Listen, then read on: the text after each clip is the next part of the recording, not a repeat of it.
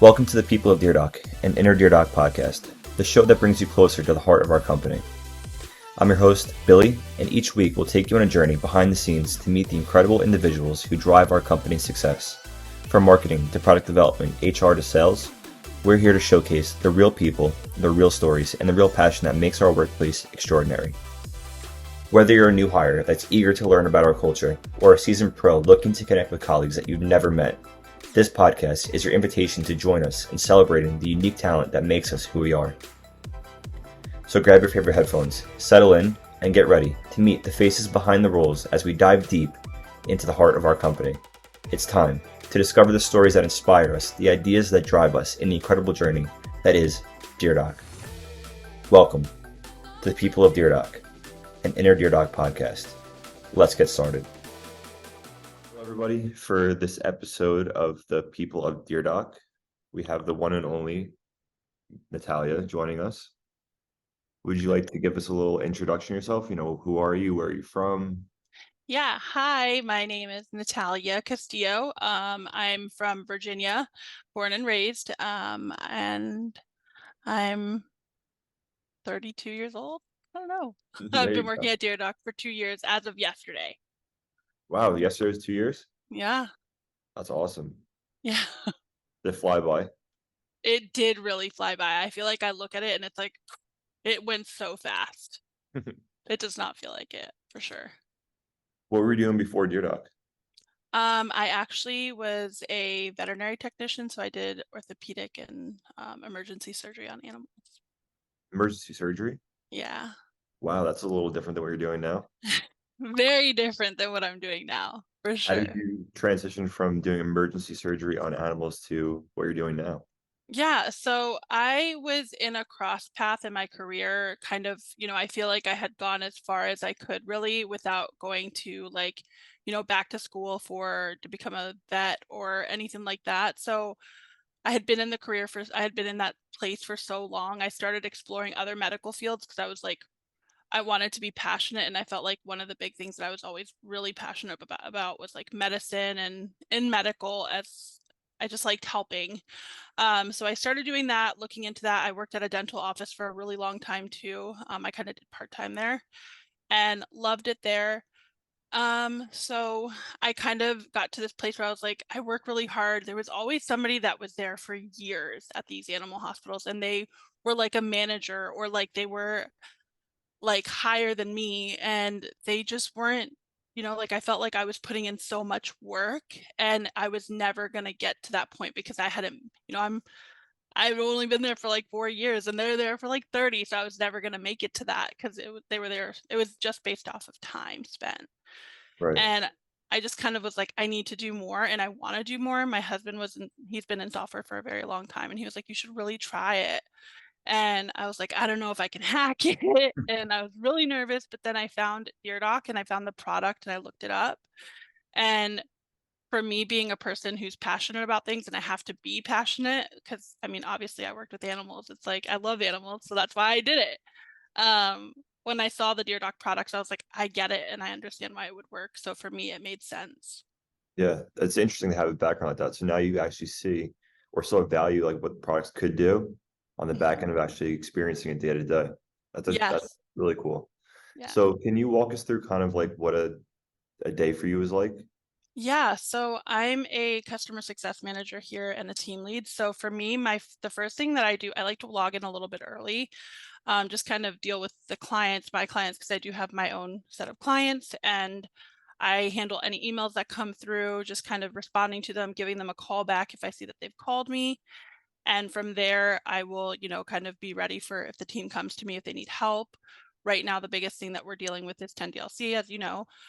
So helping where I can, kind of, I feel like one of the biggest things is letting the team know that I'm here in the trenches with them. So getting on calls with them live, hearing them. I started as an SDR here, so like I'm Did you really? comfortable with, yeah, I was an No way. SDR. Yeah. All right, so So all right, continue. Continue. yeah, so I like really, really loved, like I feel very comfortable in those areas because of that. So I will just get on the call with them, be like, listen in, and they'll hear how I say things, and they're like, oh, okay, I didn't see it. Like that maybe would be like what I could say that would be better, or you know what, and I'll steal what they're saying because I'm like, I liked what you said there. Mm, And so just kind of being like almost like a bouncing wall with each other. And I love that with our team. And so I just am there to help them out. great. Success calls with my clients, making sure products are working for them, making sure they're getting the best out of the products and really using them successfully so that they do well. Cool. So we're definitely keeping you busy, huh? Yeah, very busy, always. But I love busy. I don't think I could do anything other than busy. Busy's good. I actually kind of want to backtrack now because I didn't know that you were an SDR at first. So I think this is gonna be Yeah. cool for people who don't know. Can you kind of walk us through? So you were in like the veterinary space doing stuff like Yeah. that, transitioned into the software space now. Yeah. What's like your beginning of DearDoc? Like Yeah. first where you are now? I started as an SDR here. I really was I was just like, I've always been somebody that like, I'm not going to give up. I'm going to try and I'm going to keep going. And even if I had like, it was like, I would have a day where when I was an SDR, like I didn't get any meetings, and I was like, I'm not, and it was like a mission for me. I was like, I'm not leaving this desk until I make at least one meeting. And I like, I really liked that about it, I learned so much about myself in general when I became an SDR. I feel like it really helped me become where I am here in customer success. Like my previous background helped me, but then being an SDR here helped me as well. I understood the grind and I understood the work ethic, and combining that with what I learned from sales in general, I feel like it really helped me. And so all of it together was really great. And I told my manager at that time that I kind of wanted to transition if it was available to CSM or if that was a thing. And the minute it opened up, my manager came to me and she was like, there is an opening. Do you want to do it? And I was like, yeah, let's try. So I went through the process of being interviewed with John and a few other people, and it went really well and I love it here. Like, and then I transitioned from CSM to I did more retention for a while. They actually kind of gave me a promotion to retention because I feel that right there, the SDR side made me comfortable with retention as well. Hmm. And so from there, I also then they were like, we want to make you a team lead. So then I became a team lead. So that's where I am now. So What took you I've from moved a the lot. transition from wanting to be SDR to customer success side? I feel like I learned what I needed to learn in the sales side, and I really liked that because I didn't have that. I always knew I had a huge like grind and work ethic, but I tended to get nervous and uncomfortable with certain situations, and I always I feel like learning that side was what I needed to be better in general. Because I never had a sales job prior to that, or I did like, selling our products for animal, but Yeah, nothing like this, and I needed it to kind of put me in a different mindset. So it was very cool. It really helped me to transition. So awesome. it's like a starting point for me in software. Yeah, just built the whole foundation for you now to keep on building off of. Yeah. Um, is there any like fun memories you have from, just the 2 years you've been here that really stick out to you? Oh my gosh, yes. I have built some really awesome relationships in general with people here at DearDoc. I have an amazing group of managers here that I constantly work with, but I will never forget the SDR training. It was during COVID, and we were all on Zoom, like learning, and then they were like, pitch test is coming. And there was a few people in my hiring class, and we all were like, they ended up being the people that stayed too, that made it through the whole process, and they were here for a while.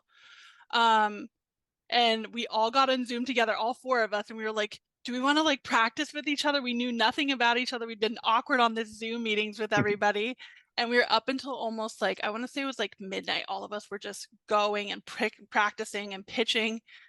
And at that moment, I realized like, this is going to be a huge changing point in my life. And I was like, I can either sink or swim. And it was just like such a fun time to like know nothing about these people, but feel so comfortable Yeah, with yeah, being in that discomfort. yeah, 100%. The pitch test is else. I remember I was freaking out during that. But then Yeah. you do it like, oh, it's not that bad. Yeah, you get through it. It's like embracing the discomfort and the nervousness. Like you kind of learn so much from it. Exactly, exactly. And you realize everybody else around you is kind of feeling the same thing too. Exactly. Yeah. What is it like? Because you're fully remote, right? Yeah, I am. What is it like working remote?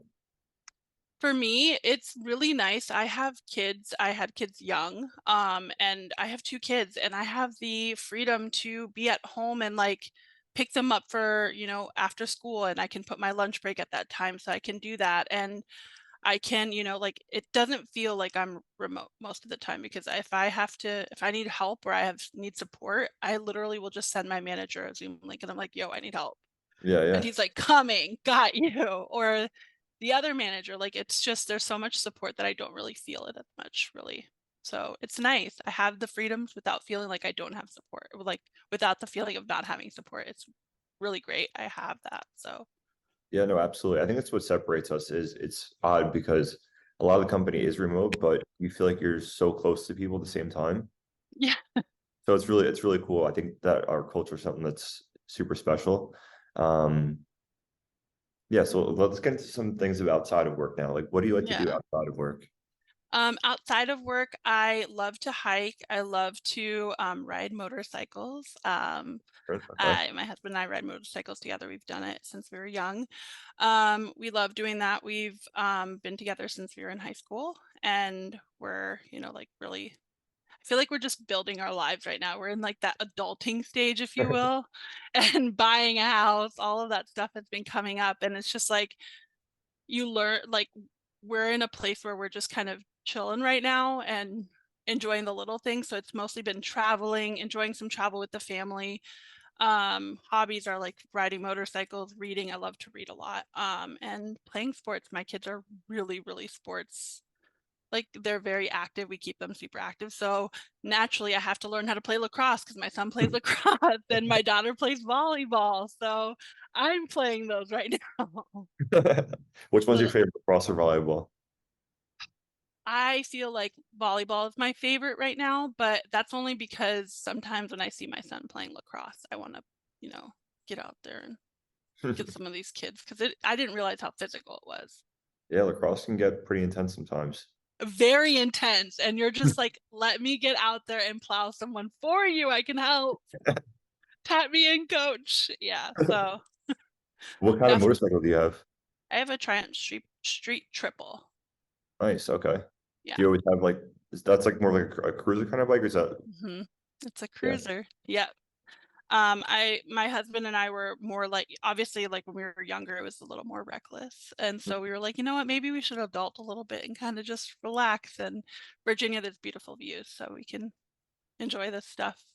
Yeah, you got on. Do you have like those helmets where you could talk to each other in them? No, we don't, just because I don't like to. Some people ride with like music and stuff, but I don't really like to because I like to hear all of my surroundings.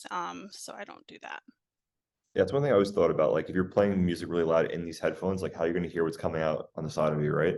Well, yeah, because some people, unfortunately, some people aren't going to, like, they're not going to put their turning signal on. They're not going to honk at you to let them know that they're there and they're about to do something crazy. Yep. So I need to hear everything around me to make sure that I'm keeping safe and being Yeah, safe for cool. others too. Yeah. You mentioned hikes too. Do you go to like national parks, or just like local to you? Like what kind of hikes do you do? In Virginia, there is the Bluemont Mountains, so we go out there. It's about an hour drive, and there are some amazing hikes. There's Old Rag. There's one of my favorites is Ravens Rock. It's one of the hardest that I've done. It's like 14 miles. But it's just so worth it when you get up there, and it's such a view. It's beautiful. Wow. You Yeah, ever and ride you your go over motorcycle West to a hike? Virginia. Yes. And you go over the West Virginia line, so you're like in West Virginia and Virginia in 2 steps. Really? Yeah, That's it's cool. pretty It's kind cool. of like the Four Corners, I think, right? In Yeah. Arizona. Yeah. Um, cool. So I want to go into my favorite part of this podcast. It's like these like fun kind of questions. So the first one, it's like almost rapid fire. If you could have a movie about you, or yeah, if you could star in a movie, what movie would it be and why? It would be a comedy about being a parent and living with children because I feel like I have an interesting bunch, and the shit that goes down in this house sometimes is funny like really silly, honestly, and it would be a great fun moment for everybody to You just watch. look around like, what is going on right now? Yes, I have a son who likes the stock market and he talks about it all the time. And No he's way. eight. He's He's 8. So 8. it's like it's like a running joke. Then I'll randomly see him riding he's got a little mini motorcycle and he's riding it in the house. I'm like, it's fine. Put the So suit and tie on, takes it off, and he's on a motorcycle after. yep, yep. That's great. So next one. If a genie comes down, you have 3 wishes. What are your wishes? My wishes are, oh my God, that's a good one. Obviously I feel like I'd want to have money, but like I also want to make sure that my family and all of everybody, is healthy, like good health for all of my people, my loved ones. And then travel. I wish I could live in every country for like a year. That would be one of the coolest things to do just because like I've always wanted to do something like that. And I feel like my kids would have a great experience and really be cultured in those different and so much diversity around the world. There'd be such a cool thing for them to learn and to be embraced in different cultures and worlds and things like that. So Yeah, I feel like traveling teaches you so much. What's the first country you would go to?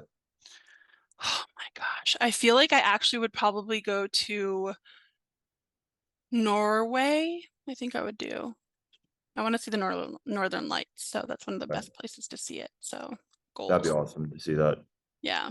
It's one of my Cool. favorite natural phenomenons. So Well, that was fun. So I wanted to wrap up with one thing. So if you want to share maybe like some kind of piece of advice you give to somebody maybe starting off on their first day, joining the company or thinking about joining the company, or even people who've been here for years, like what's some piece of advice you'd like to share to somebody? yeah, a piece of advice that I would say is don't be afraid to reach out to people, to ask questions, to lean on others, because just like you, somebody else here is new as well, and they want that help also. And that can really help you have somebody there in the company that can help you grow, but you guys are helping each other with a common goal, and that's to do great. So just lean on somebody and make sure that you understand like it's going to be hard work, but it pays off. Really does. Awesome. I grew so much here, so it's helped me a lot. Yeah, I can only imagine. Well, thank you for coming on. Thank you for speaking to us. This is awesome. Yeah. No problem. Thanks for having me. That was Yeah, great.